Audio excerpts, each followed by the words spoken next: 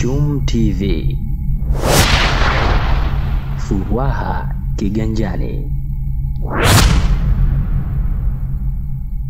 Sisi Wizara ya Afya tumeomba kutoka kwa Nigeria Aid Corps tupate madaktari pamoja na manasi au wauguzi wenye ujuzi ili waje nchini Zanzibar kusaidia katika hospitali zetu.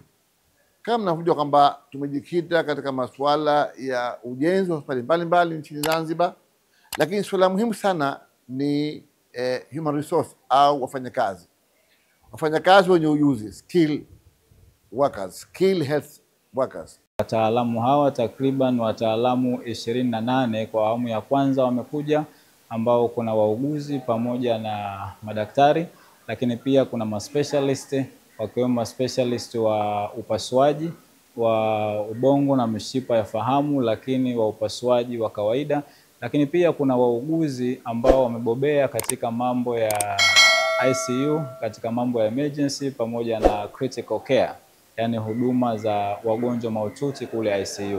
Na imani kwamba kupata wauguzi hawa wageni kutoka Nigeria, basi tutakwenda kubadilisha muonekano wa kitaaluma hasa ya uuguzi na ukunga. Kwa hiyo naamini tutapokwenda kuwagawanya katika hospitali zetu na vituo vyetu vya afya Unguja na Pemba, basi kuna mabadiliko yatakwenda kutokea.